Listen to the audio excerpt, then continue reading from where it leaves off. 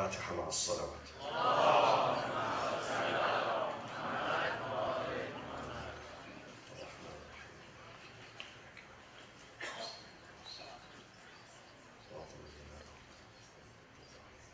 Rahmatullahi ta'ala alayha.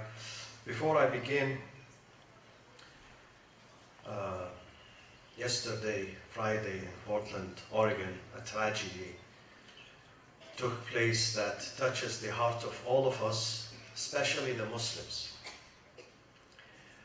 Two Muslim women were riding the train and they were approached by a man who started shouting at them and threatening them, intimidating them. And two men came to him to deter him and stop him from attacking these two Muslim women. As a result, that man stabbed those two men, actually three men. Two of them were killed. And the third one is in the hospital. The one who was killed, one of them was 23 years old. His name is, he just graduated last year.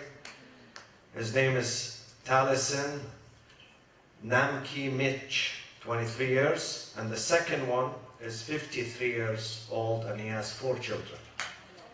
And his name is Rick John Best. And the third one who was stabbed and he's in the hospital now, he's Mitcha Fletcher, 21 years old. We salute the souls, the departed souls of those two martyrs who stood up for justice, who stood up for the spirit of America, the spirit of pluralism, the spirit of respect for the humans.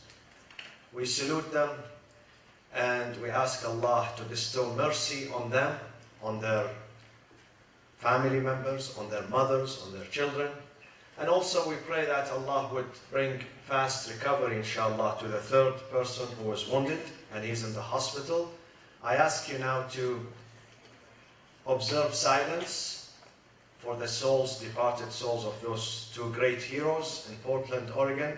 Please let's observe silence for 1 minute.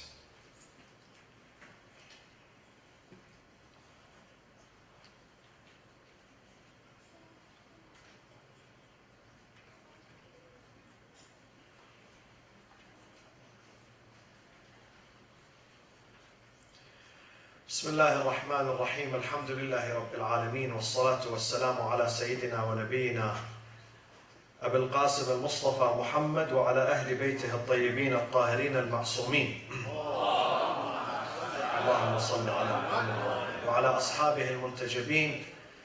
And we welcome the month of Ramadan and welcome you, the guests of God, to his house on the first night of the month of Ramadan. Before I go into the first presentation of tonight, let me go through a couple of masail. This is what we typically do the first week of Ramadan for 1 week, to remind ourselves of some of the masail of Siyam, fasting.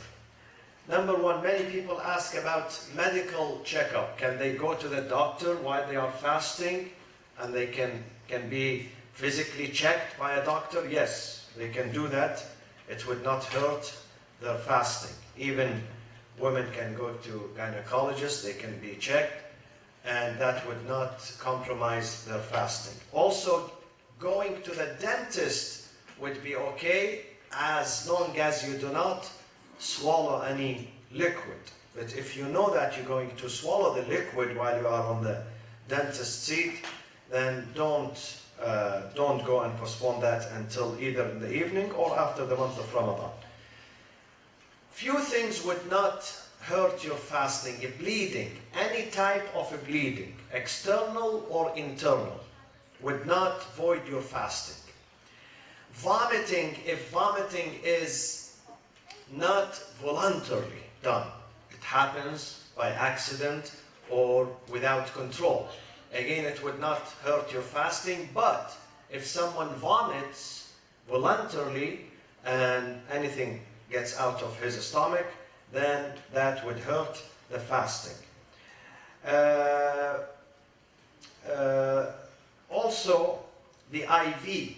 Many people ask, they go to the hospital, to the clinic for some reasons, and they connect them to the IV. Connecting you to the IV while you are fasting is okay, Though the IV is some sort of nourishment, gives you some nourishment, but since you are not having the nourishment from the throat, from your mouth, then it would be okay to have an IV during your fast, during the month of Ramadan. Also, toothpaste and mouthwash. If you do not swallow them, you can brush your teeth during the day and you can use the mouthwash. Eye drops and ear drops, these things, as long as they do not pass through your throat, you can use them. You can use eye drops, ear drops, and nasal spray, as long as you do not swallow that. Of course, one of the things that voids the fasting, beside eating, drinking, smoking, and of course alcohol, by the way. Someone asked me, will alcohol hurt the fasting? It does, of course. And drugs also, marijuana, whatever. It hurts your fasting. Don't do that in Ramadan and even outside Ramadan. Stay away from that. And of course, relationship between the husband and the wife. I don't want to go into details in this session, but you can check it out. So stay away for 1 month, inshallah. Allah will give you patience. And then ascribing false statements to God. Someone says in his conversation, not necessarily speech, conversation with his friend, that God said such and such in the Quran, while there is no verse like that in the Quran. God never said this. Neither he said this in the Quran, nor in Hadith al-Qudsi, or he ascribes this statement to the Prophet. He said the Prophet said such and such, the Imam said such.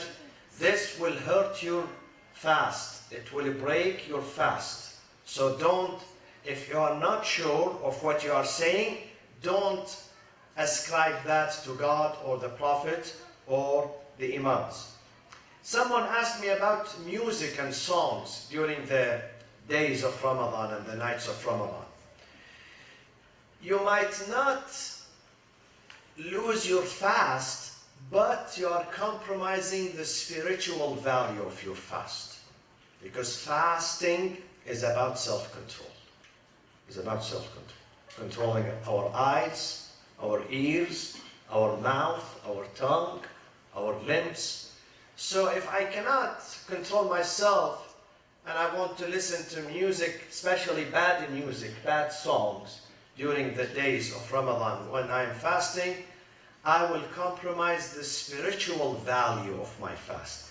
I'm not asked to repeat this day in the future. No, you don't have to repeat it and make it up. But you are not going to gain.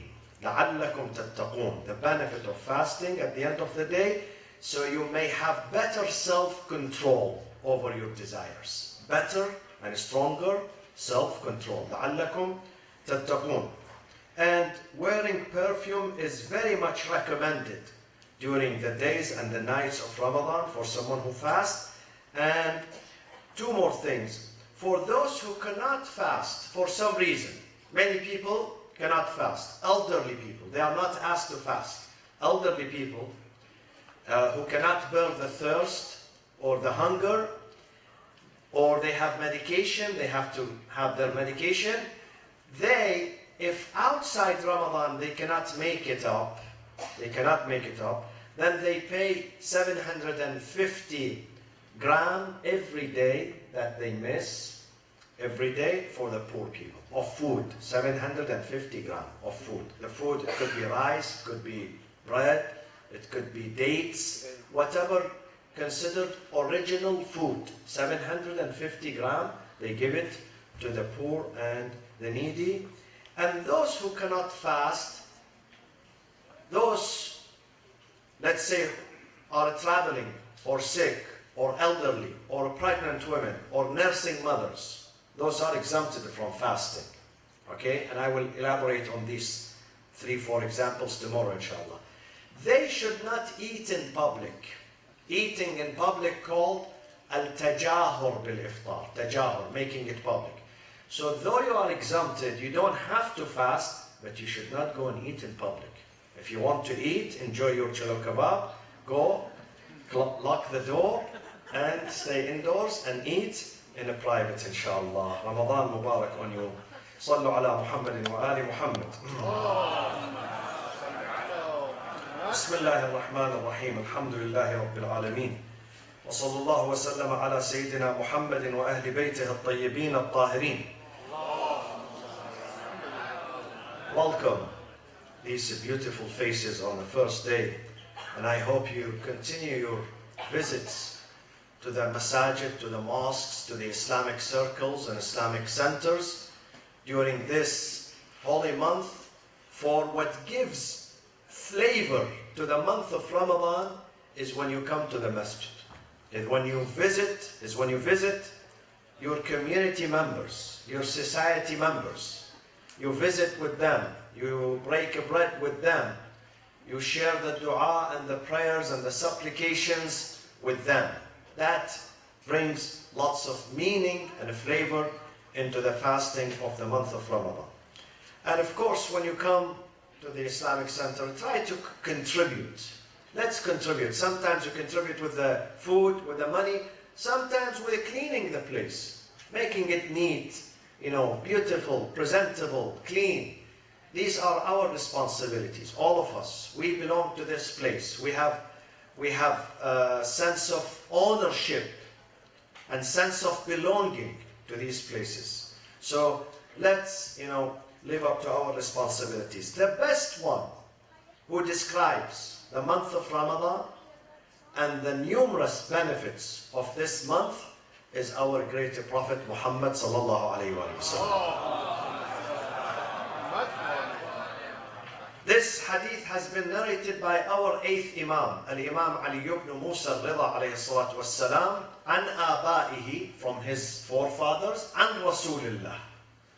The chain of narrators ends with the Prophet. So the Prophet said the hadith, and his children, his Ahlul Bayt, his family, they passed this hadith from one generation into the other.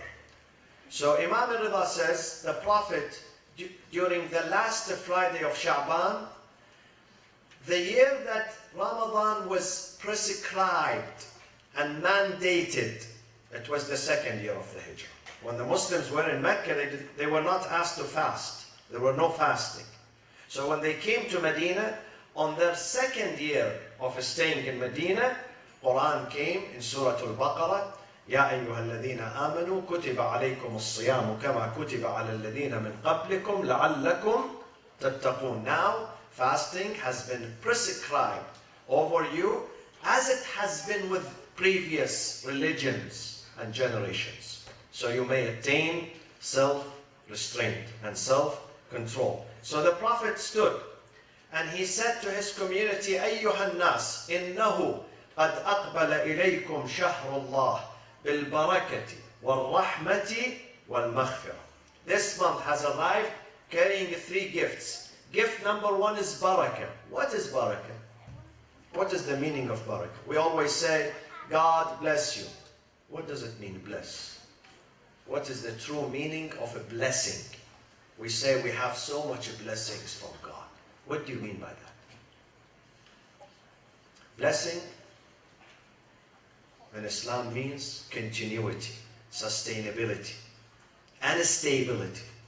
It means what God would give you and bestows upon you remains there. It's not taken away from you. I'll give you an example. You may say, God bless your children. What does it mean? God bless your children, it means that your children are going to be the source of giving, the source of honor, the source of pride for you. They are not going to be a burden on you. Many children, God gives families, some of them, He gives them many boys, many girls, but they are a source of burden on the family. The family is not proud of their children. And sometimes God gives only one son, only one daughter to one family. One, not 5, not 10. But that one is plenty. Plenty in goodness, plenty in giving, in contribution to the family. So this is the meaning of a blessing. Your son is blessed, it means your son or your daughter is the source of continuity, sustainability, stability. God bless your house. What does that mean? It means your house becomes a source or a center of goodness. Some homes are not a source of goodness. There is always fighting, always conflict, always divorce, always courts, always they calling 911. The cops, they know the house. Even if they close their eyes, they know how to get to it because they've been to it many, many times. This is not a source of blessing. This is not a house that has barakah. This is a house without barakah. A house with barakah is the house that has a stability, beauty. Second, the Quran says second. Second is shelter. You enjoy it. You enjoy the house. There is no headache. There is no conflict. There is harmony. There is respect. The father respects the mother respects the father. The children respect their parents. The parents respect their, children. And the respect is mutual. And members of the family, they help each other. They stand with each other. They are not against each other. In some homes, there is always screams and yellings and bad words and anger. This is not a home. You have to keep the peace. And that is the job of the father, number one. The father has to be a role model, an example of bringing peace into the family. The father should not scream, should not disrespect. And then the mother. If we are a good example, our children would look at us and most likely they would follow our example. So this is the meaning of, or if we say a country that has blessings, Allah says about Mecca, إِنَّ أَوَّلَ بَيْتٍ وُضِعَ لِلنَّاسِ لَلَّذِي بِبَكَّةَ مُبَارَكًا. Mecca is a place of blessings. What does that mean? It means when you go there, you receive forgiveness from God. When you go there, you get peace of mind in Mecca. Place of, and the same thing with Jerusalem. Allah says, سبحان الذي أسرى بعبده ليلا من المسجد الحرام إلى المسجد الأقصى الذي باركنا حوله. The farthest mosque, which is Jerusalem, in Jerusalem, where we made its territory a blessing. باركنا حوله. Because it's source of, it should be, now it's not a source of peace. It's a source of conflict and bloodshed now, right now. But that is not what it's supposed to be. It's supposed to be a place where Jews, Christians, Muslims, and others, they all have to have sense of belonging to that place. It belongs to Abraham. Abraham is the founder. Before him, Solomon. Those are the founders. So it has to be the place of peace, tranquility. So the Prophet says, إِنَّهُ قَدْ أَقْبَلَ إِلَيْكُمْ شَهْرُ اللَّهِ تَعَالَى بِالْبَرَكَةِ. This month carries blessings in this month. The days of this month has blessings. The months of this, the nights of this month, because you get something out of them. What do you get? What do you get? Look at what the Prophet says. وَالرَّحْمَةِ. You get the mercy of God. You get the maghfirah, the forgiveness of God. If God does not provide us with Ramadan, and if He does not tell me and tell you that I am going to forgive you in Ramadan, I am going to forgive your sins, we would reach the state of despair. Despair. And we will be definitely frustrated. Because we know God is not forgiving me. Why should I be good anymore? Why should I be good? I'm not going to be good anymore. Because God is angry at me. And He doesn't want to forgive me. But God says, no. I'm forgiving you. I'm opening my doors for you during this month. These 30 nights, the Prophet says, all Satans are handcuffed. Handcuffed. All Satans. وَالشَّيَاطِينَ مَغْلُولًا. They are handcuffed. They cannot reach to you. They cannot hurt you. They cannot deceive you. So take advantage. All those bad things, the bad ones, are handcuffed. So you are safe in this month. So take this opportunity to go to God. شهر هو عند الله أفضل الشهور أيامه أفضل الأيام لياليه أفضل الليالي ساعاته أفضل الساعات شهر دعيتم فيه إلى ضيافة الله وجعلتم فيه من أهل كرامة الله. God, the food that you ate today here, the iftar, who's the owner and who's the host? Is Allah subhanahu wa ta'ala, God. Yes, God has some agents who put the food, who bring you the food, the drink. Those are agents. But the provider, the real host, is God. And you are the VIPs. وَجُعِلْتُمْ فِيهِ مِنْ أَهْلِ كَرَامَةِ اللَّهِ. All of you, without distinction, are VIPs of God during this month. أَنْفَاسُكُمْ فِيهِ تَسْبِيحٌ. When you breathe, you are sanctifying God. It's going to be considered sanctification when you breathe. أَنْفَاسُكُمْ فِيهِ تَسْبِيحٌ. نَوْمُكُمْ فِيهِ عِبَادَةٌ. When you go sleep, then this is an act of worship. Your sleep is considered an act of service and worship because you are energizing yourself, preparing yourself for another round of service. وَعَمَلُكُمْ فِيهِ مَقْبُولٌ. Every act that you present is accepted by God. وَدُعَاءُكُمْ فِيهِ مُسْتَجَابٌ. Your prayers are accepted. Then the Prophet says, تَصَدَّقُوا عَلَى فُقَرَائِكُمْ وَمَسَاكِينِكُمْ. In this month, make a special effort to reach out to the poor and the destitutes, those who cannot afford food. Try to find them. That is the best act in this month. The best act that pleases God is to reach out to people in your neighborhood, in your city, in your county, and say, this is a meal, this is some food. Even if they don't know you, they don't know your name, and you don't know their names, and you shouldn't even know their names, you shouldn't even know their religion and their identity, because they are humans. They are humans. Reach out to them. Try to help them. I said yesterday in the Friday prayers, Ramadan should not be only exclusively for us. Ramadan should be for all Americans. How is that? We fast. We're not going to ask Americans to fast, though many of them are fasting, you know. Many non-Muslims, they do share the fasting. I know many of them, men and women, every year. Some of them fast 30 days of this month. And they are Christians. They are non-Muslims. But how do you share the blessings of this month? By introducing Islam to them. Invite them for a meal, for iftar, to break the fast, your fast, share it with them. If it is difficult for you, you don't have enough room in your house, enough facility, make some food, some pastry, some sweets, whatever, and take it to them. Tell them, this is the month of Ramadan. They're going to ask you about the occasion. Tell them now it's the month of Ramadan. This is a holy month, a month that we go back to God and reach out to our neighbors. This is how we share the blessing. Invite them into your institutions, into your mosques. Let them come. Let them sit on the floor and eat with you, break a bread, and tell them who you are. Tell them, this is me, this is my religion, this is my tradition.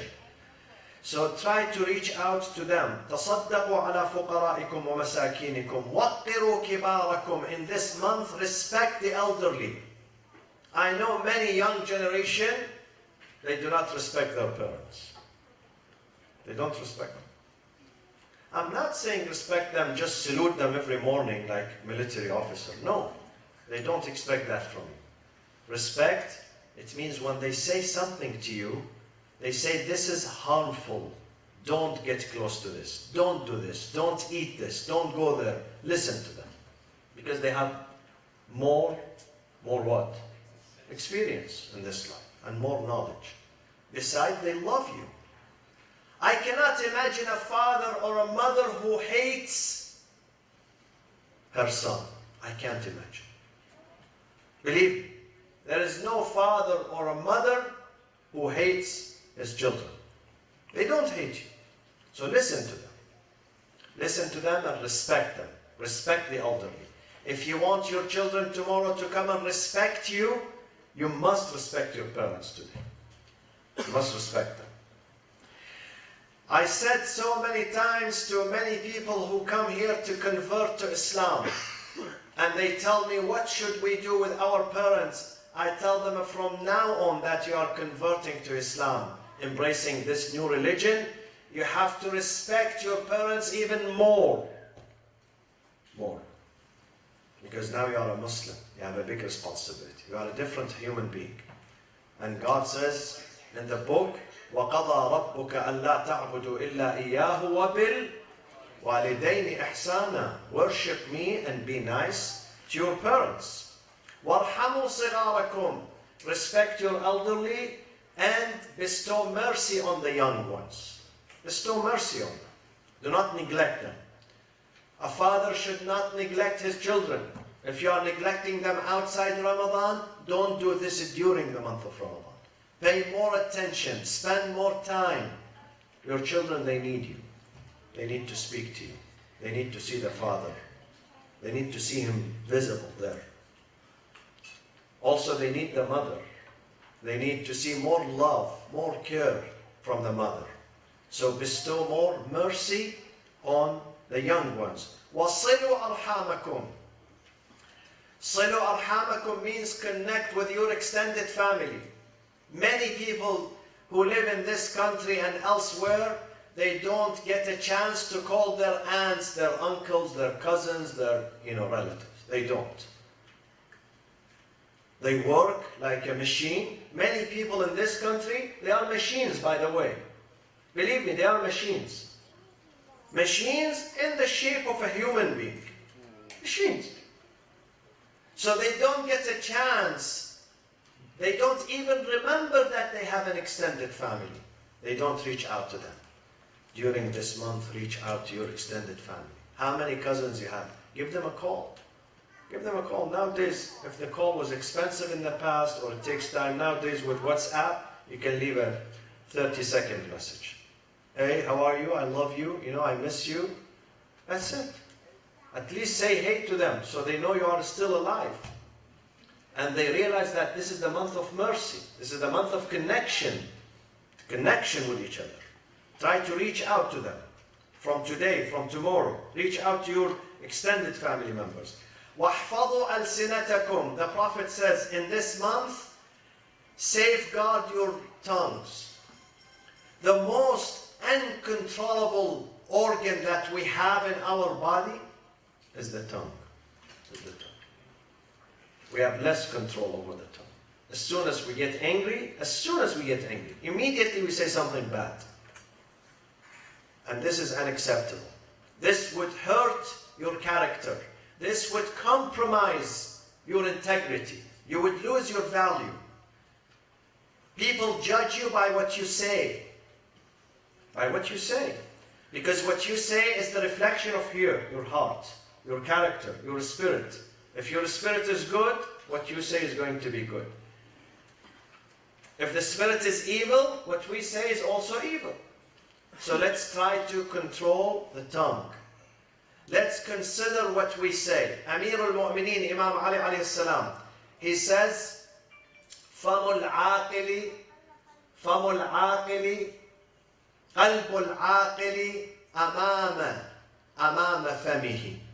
Insan who is wise, he puts his heart first, then tongue second. But the foolish, the ahmaq, he puts his tongue first and then the heart second. Meaning that when he speaks, when he throws the bad things, then he starts thinking, oh, why did I say this? This was too bad.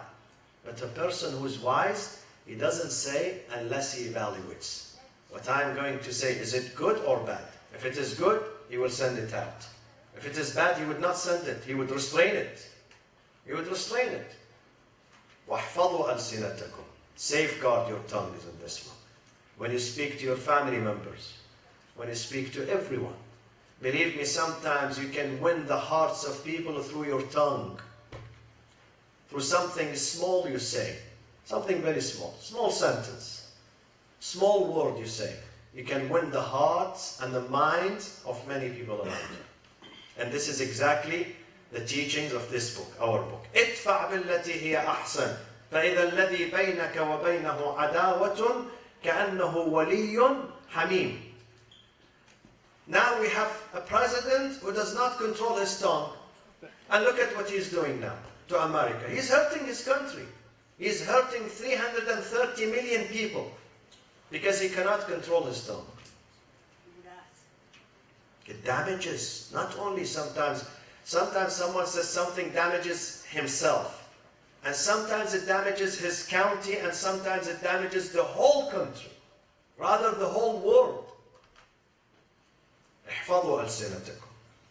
And then وغضوا عما لا يحل النظر إليه أبصاركم. Control your eyes too during this month. وعما لا يحل الاستماع إليه أسماعكم. Certain things you should not listen to them, don't listen to them. Control yourself. Say in the month of Ramadan, I'm not going to contaminate my heart through listening to something bad. Don't listen. وَتَحَنَّنُوا, and I will conclude with this small sentence. وَتَحَنَّنُوا عَلَى أَيْتَامِ النَّاسِ يُتَحَنَّنْ عَلَى أَيْتَامِكُم. In the month of Ramadan, be extra compassionate with the orphans. There are orphans in your community, in this country and other countries.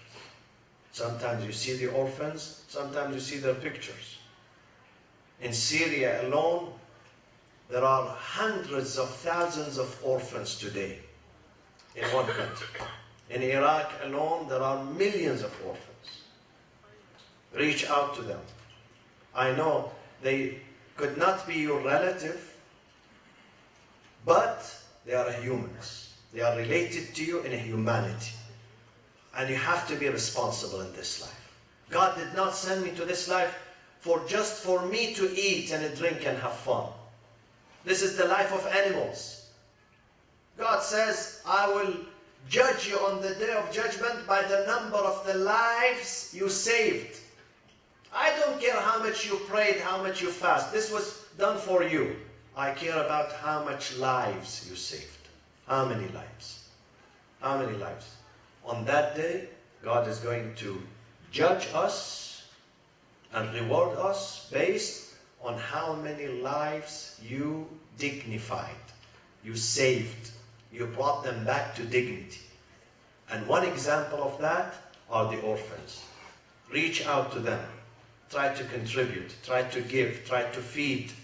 If you can do it yourself, this is wonderful. If not, ask someone that you trust. Tell them these are 50 bucks. Give it to someone. Buy some food for this family, for that family, for this orphan. وَتَحَنَّنُوا, the Prophet says, be extra compassionate and careful with the orphans during this month. May Allah, inshallah, bestow blessings on all of you and your families and your children, and accept your fasting during this month. Remember to recite Quran. Quran is a book that opens our hearts and our minds in this month. This month witnessed the birth of this book. Not only this book, in Islam we believe even Torah, Old Testament, even the Bible arrived on Moses and Jesus during the month of Ramadan. Holy month for all religions. So try to read at least one section, one juz. This book has 30 sections, one section, inshallah, and we see you every night here. We break bread together, invite your friends and your neighbors. Bismillah ar-Rahman ar-Rahim. Allahumma aghfir lil mu'minina wal mu'minat wal muslimina wal muslimat al-ahya'i minhum wal amwat. Tabi' Allahumma baynana wa baynahum bil khayrat. من على مرضانا بالشفاء والصحة والعافية وعجل في فرج سيدنا ومولانا صاحب العصر والزمان وإلى أرواح المؤمنين والمؤمنات والشهداء ثواب الفاتحة مع الصلاة على محمد وآل محمد.